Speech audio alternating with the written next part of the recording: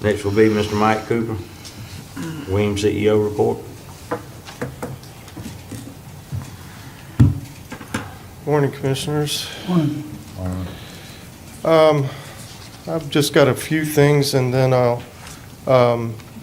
financials. The financials you have in front of you are from June. I just want to remind you, they are June's financials, not July's. Just like to Mike, I'm sorry, I didn't submit this financial since there were a repeat from your last, because you guys didn't have a meeting in July. No, you should have got the financials. Yeah, that I didn't get. Okay, Sorry. well, let me, I'll just kind of wing it then.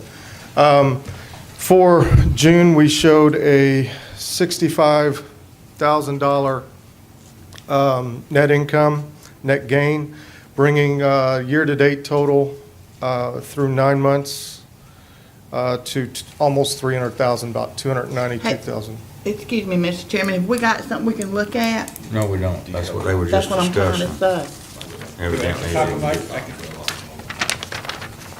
somehow something didn't come through. You can have all of it. Make a front and back copy, that's beyond my technical ability.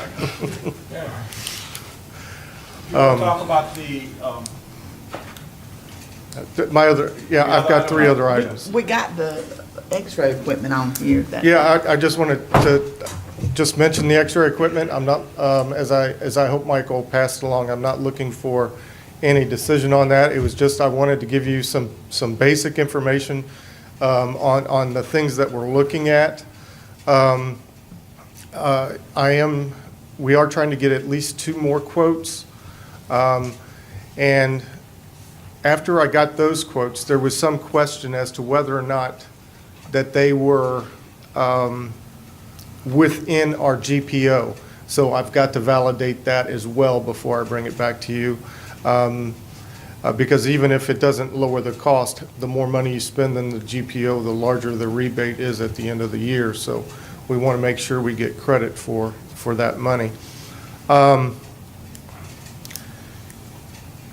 I do expect, there's a lot of different moving parts in that radiology equipment bid.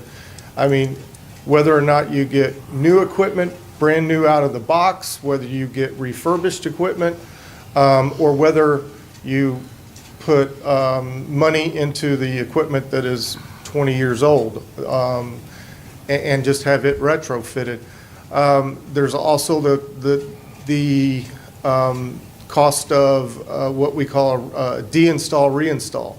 So if you're going to move the equipment in the near future, what does it cost to come in and deconstruct it and then reconstruct it at a new location? So there's a lot of different moving parts, and I hope by the September meeting that I will have a strategy to go along with a recommendation for you moving forward. So beyond that, I wanted to inform you that a couple things about EMS. The cameras have been installed in the trucks. We're still trying to figure out the technology a little bit because it is a little bit complicated. I can tell you that anytime a truck goes over 55 miles an hour, it automatically starts recording it to the cloud, so that if I get a complaint and they can give me a date or a time or something, I can go and pull that directly out. I can also, we're trying to figure out how, this has been the part that we haven't been able to accomplish yet, is if I want to go in and look at them in real time to see what's going on in real time. So, you know, like I said, they're installed. It is working. We just have to learn how to use the technology a little bit better right now. They didn't show y'all how to do it? Well, they give you the webinar that they go 90 miles an hour over, and then when you actually try to do it on your own, you know, it's just a little bit of a learning curve for us. So, but we'll get the hang of it. That's the way it is with all new technology, right? Every bit of it. The more you use it, the better you get. Yeah. and That's right. That's just part of it. The other item with EMS is last year about this time, The city of Apalachicola was gracious enough to give us a very good deal on a location in Apalachicola to house the Apalachicola ambulance. However, I'm going to say 2 months ago, they started having some issues with that location. Utility issues, it just made the station unsuitable for us to have the staff in it. So for the last probably month, we have had the Appalachia station stationed in East Point with the East Point station. And of course, they're here for runs and stuff, but for sleeping arrangements and stuff, they've been doubling up in East Point. We have now made arrangements for them to come on site, on campus at the hospital, and that'll be happening in the next couple weeks, where the ambulance will be stationed in Appalach on a permanent basis on the hospital campus. And so if you experienced any extended run times to Appalach, that's probably why, is because that we've had to station them, another 5 miles away, so.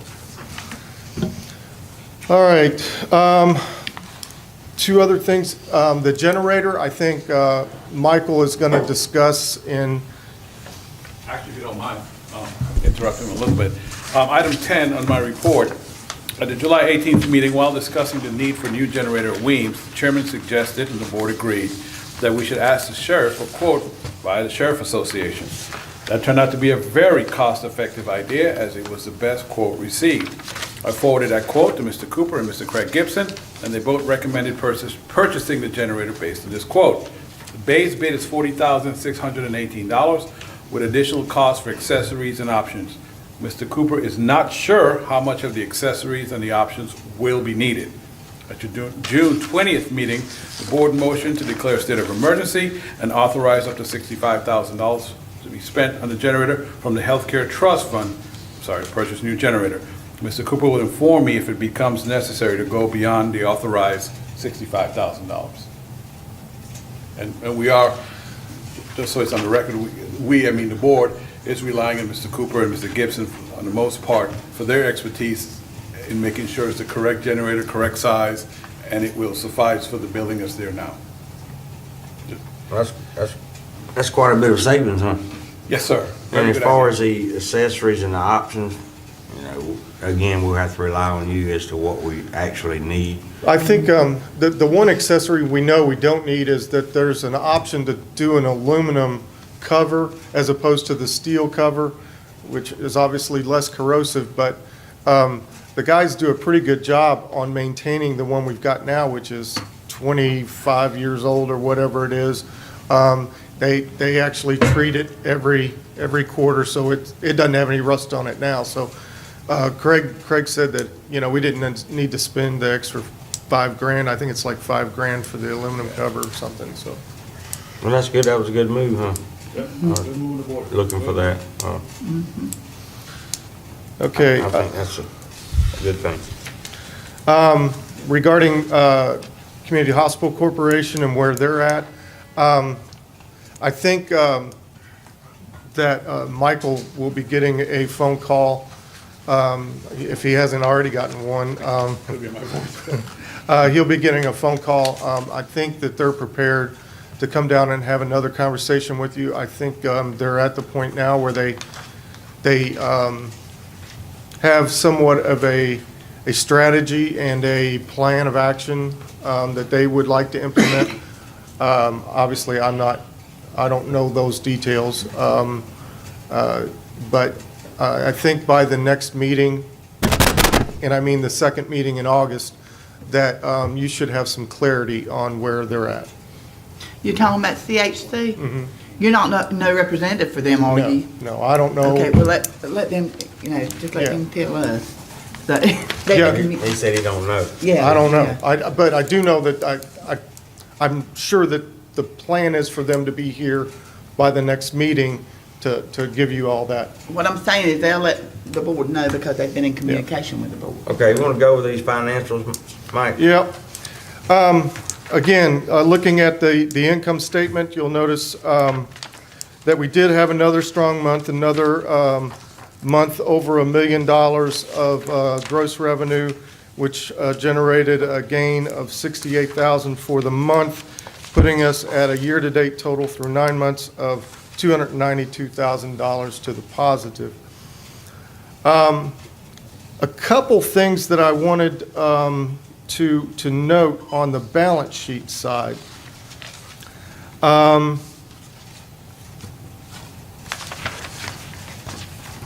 If you will look at the second to last line, the days cash on hand, we went from approximately 35 days to 30 days. And that was generally due to two things.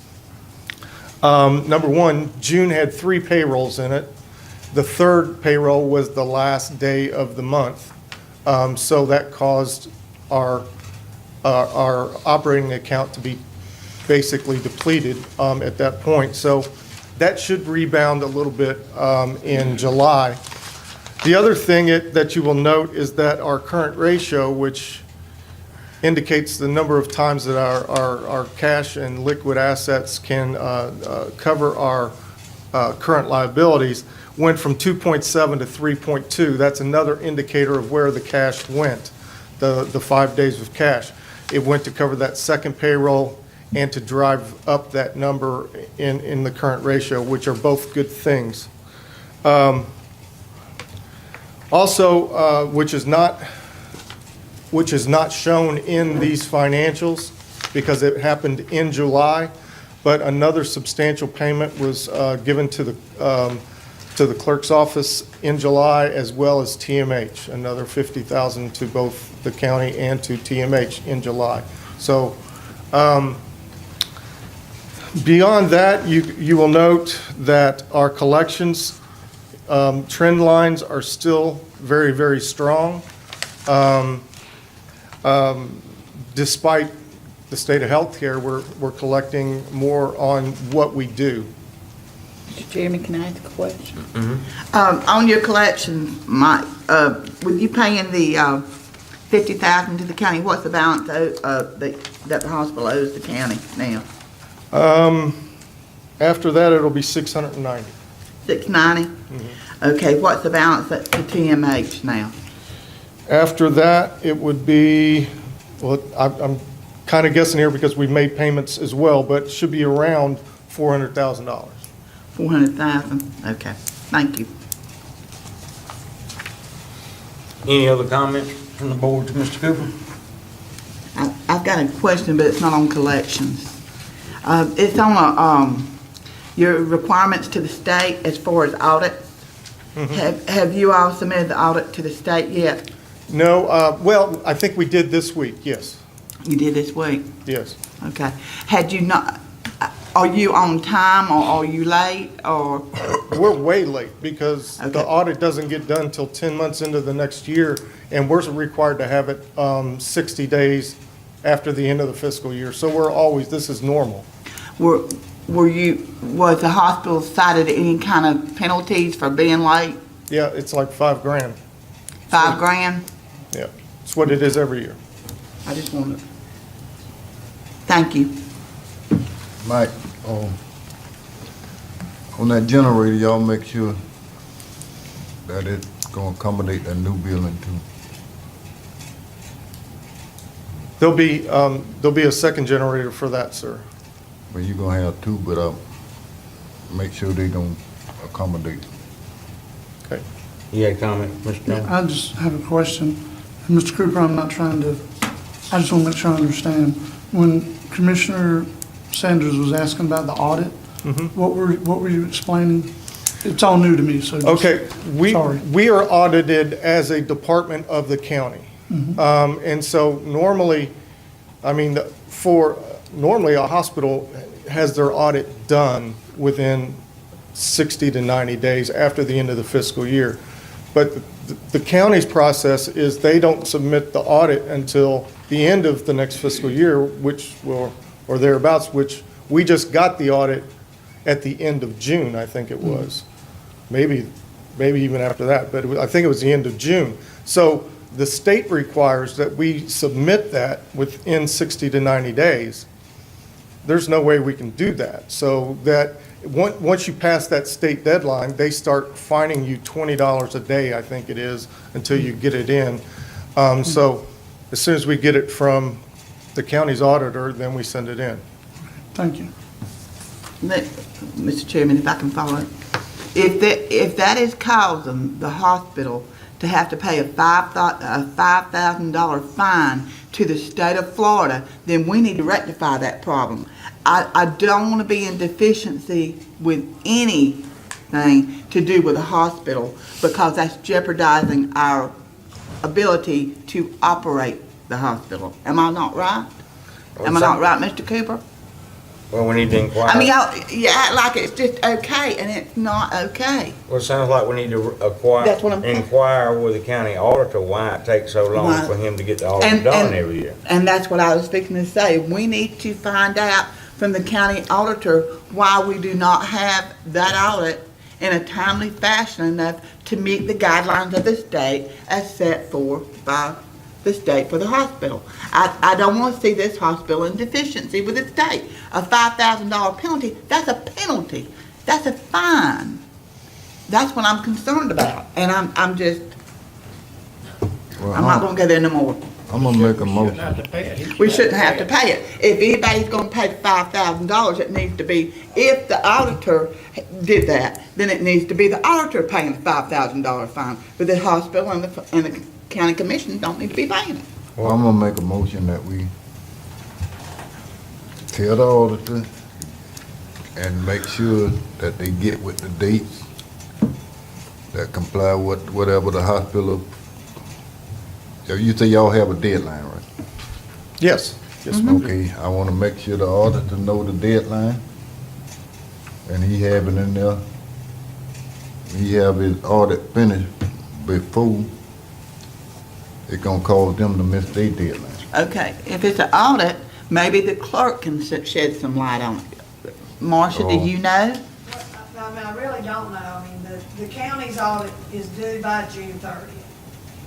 We got ours on time. I really don't know what happened with the hospital's audit. Well, we get it, like you said, we got it in around that time, June 30th, but the state requires the hospital's part of the audit to be done within 60 days. 60 days So out. what After time? the 30th? After the end of the fiscal year. Our fiscal year ends 9/30. By 12/1, we're supposed to have submitted Yeah. our audit. Please bring, Mr. Cooper, please bring these things like that. And if we can correct that, we need to correct that. But if we don't know, we can't take care of it. Don't y'all agree with me on that? Yes, I do. that's true. Well, you don't have I but a mean- certain part they got to give you for your part of the hospital, right? Yeah, Has it always been late? it's late every year. I mean, But I that's don't what know I'm if the saying. auditors are aware of it or not. I mean, I don't. That was Commissioner Lockley's motion, is to make the auditor aware of these time deadlines and see if we can't get that rectified. Second. We have a second by Commissioner Sanders. Any further discussion? All those in favor? All opposed? That motion carries. Who are you directing to get with the auditors? I guess, I guess with me, I took. county staff. Michael It's always Michael Michael. Morone. Not always, but yeah, I I just think. want to make sure you didn't want me to do something. No, Michael Morone can do it. Right. And then if you, please notify the clerk though of what you find out. Her in the letter or the email. Okay. And So she'll be there may able- be some reason why it's late, I don't know, but he needs to let us know if there is a reason. If there's not, then we need to move forward with that. Anything else from Mr. Cooper? I'd like to say something, Mr. Chairman. Go ahead. Hopefully, this will help with whatever needs to be done, to try to get it on time, because it's complicated, but it needs to be rectified if it's a problem. Thank you, Mr. Cooper. Thank you all. Next would be, Ms. Belcher is not here today. Ms. Belcher is going to move to the next meeting. She has issues with some of the bids that were opened up on Thursday for this last part of the project. So Okay. she'll be an expert. Next would be Ms. Marcia Johnson. I don't have a report, Mr. Chairman. Does anybody have anything for Ms. Marshall? The board will recess 5 minutes. Thank you. Board of County Commissioners now back in session. Next on the agenda will be Michael Morone, Coordinator Report. All right, Commissioners, now keep in mind at 11 o'clock, we have actually a couple public hearings going on, so I'll try and get through as quick as we can. So let's start with item number 2. We address item number 1 on Thursday, July 27th. The White House hosted an event for Florida County Commissioners. Commissioner Sanders was the designated spokesperson for Franklin County. She is going to give an update on that event. A copy of that information white paper that we left behind with the White House, that's included in your packet so that you guys are aware of what Commissioner Sanders left behind at the White House. I Commissioner? left behind my heart in Washington DC. I'm telling you, no, let's do this, let's run through the agenda. I don't mean no harm, Mr. Chairman, if you tell me if I'm wrong. Let's go ahead and run through this, and if we got time, we'll get it here. We can't get it during the next Okay. part of the meeting, because we're all gonna be here, you All right, see? fair Let's run enough, on through Commissioner. this agenda. Item number 3, the sheriff office informed me last week that the HVAC system for the jail cafeteria isn't working. This system is one of 2 original units that were installed when the jail was built. Was that 20 years ago, Commissioners? And is located on the roof of the jail. I am waiting on 2 proposals, which will include removing the old unit and installing a new unit on the roof, which will probably exceed our $10,000 bid limit. As we're in the heat of summer, would the board consider declaring this a state of emergency, which would allow the chairman and I, and I'm adding the chairman in there because he has a lot of experience with HVACs, to select one of the proposals and proceed with installing the HVAC system? And the issue with this is we don't have all the proposals, but it'll be 2 more weeks before we have another board meeting. So in order to move forward, if you know, years ago, the county got the meals for the inmates through the prison. Now they do it themselves in their own kitchen. And the kitchen in the cafeteria has no air conditioning, which has been very hot, as you can imagine. Oh. So pleasure of the board on that. I make a motion. We have a motion on the floor by Commissioner Massey, second by Commissioner Lockley, to allow us to move forward before the next board meeting. Do we need to declare this a state of emergency, Michael? That was the motion, but I would suggest to you that state law doesn't require you to bid this out, because I know it's not going to fall under any state bidding requirements. Your local bid policy is exactly that, it's your local bid policy. My suggestion is that you just waive that policy for the exigencies of this particular fact pattern. Okay. Is that included in your motion, Commissioner Massey? Is that included in your second? Yeah, I amend my second. All right, and then authorize Mr. Morone to make the selection and get that. With the chairman. I'll get the chairman. No, just, you can get the chairman's input. Y'all but I'll done get got the first. bid, people bid in? We just got one late yesterday afternoon. And it's, Mr. Ronald Gray bid? not yet, Okay. not yet. I'll contact him. The problem is going to be, Commissioners, we have to get, whoever does it has to get a crane to lift the unit off the roof and put a new unit on the roof. So that's Like I did adding, over here at the courthouse? so that's Exactly. kind of adding a little bit of additional Yeah. cost Yeah. Okay. So, in the bid. We do have a motion and a second. All in favor?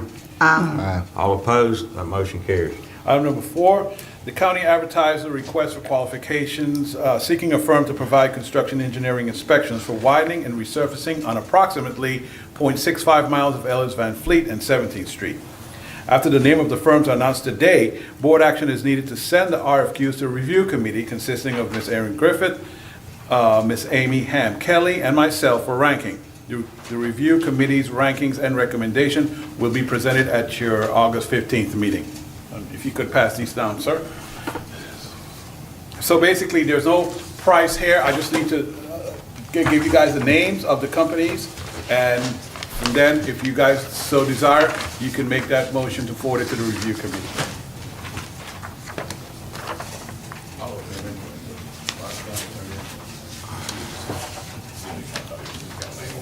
I'll use the outside. I'm gonna get a pen. Oh, use mine, sir. I'll get another one. The first company is Southeastern Consulting Engineers Incorporated. They seem to be out of Weewha, Florida.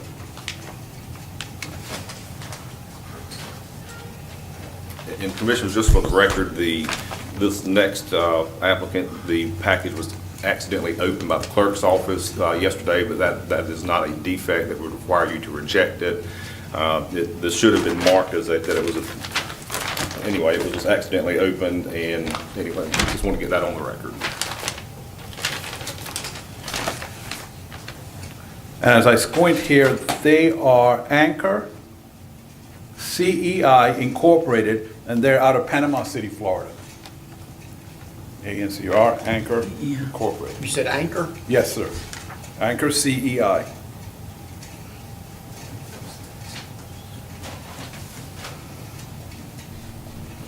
And the final bid, the final quote came from Panhandle Engineers Incorporated, and they have a Lynn Haven address.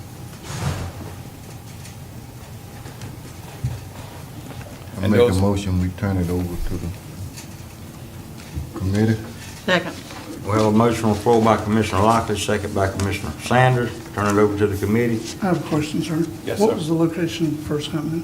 The We Southeastern will. is in, We will. no, the first one, I'm sorry. You're right, it was WeWa. Okay, Thank thank you, you. Lori. Southeastern? Yes, Southeastern Okay. from WeWa. Anchor was from Panama City. The other one's in Lynn, Panhandle Engineers from Lynn Haven. Lynn Haven.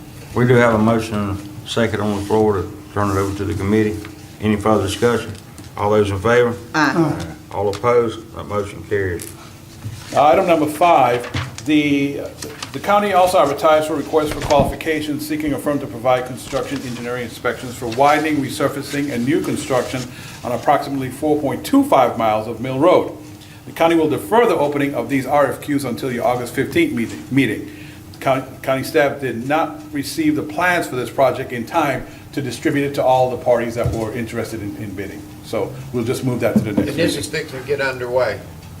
The mill, paving the, The Mill Road, yes, once we get the CEI, then a couple more steps and then we can start. It'll take about as long as it took Alligator Point to get it.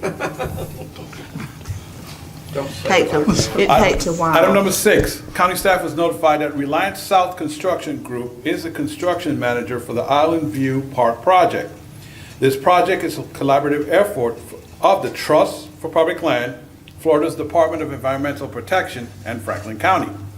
Reliance South is in the process of soliciting proposals from potential subcontractors and suppliers. Some of the scopes include, but are not limited to, landscaping, site work, pavers, concrete, masonry, framing, docks and boardwalks, electrical, and roofing. This should be a good opportunity for local contractors. Interested bidders should contact Brian Baxley.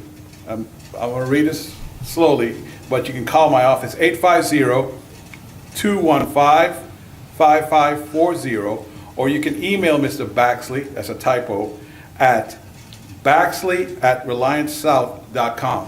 What I will do, Commissioners, is leave this contact information with Sharon and Cheyenne in the front office. All the local contractors, pretty much familiar with them, they're going to be able to call them and get this same information. What is the deadline for local contractors? He did not to say in submit? the email, but I'll double check with him, but he really wants as many local contractors to contact him to see if, they can provide Well, services. I'd like to see you contact me, and I'd also like to see this ad run in the newspaper, Okay, so that the people, the contractors, Put it on the radio too. maybe Yeah. put it on the radio also. Electrical work and all. Yeah. Do you need a motion in order to advertise that? Pleasure of the board. I would say yes.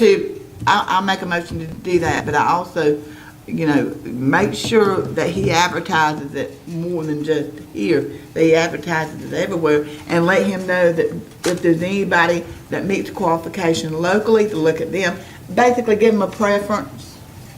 But, Well, because can't- we do need our local you know how folks. the state and the federal government works. Well, You I can't know say that, because preferences, so- I've got a sidewalk out there at Lanark Village that's like that. I know how the state government. Bad word when it comes to. We do have a motion, do we have a second? Second. Second by Commissioner Lockley, motion was by Commissioner Sanders. All those in favor? Aye. All opposed? Motion carries.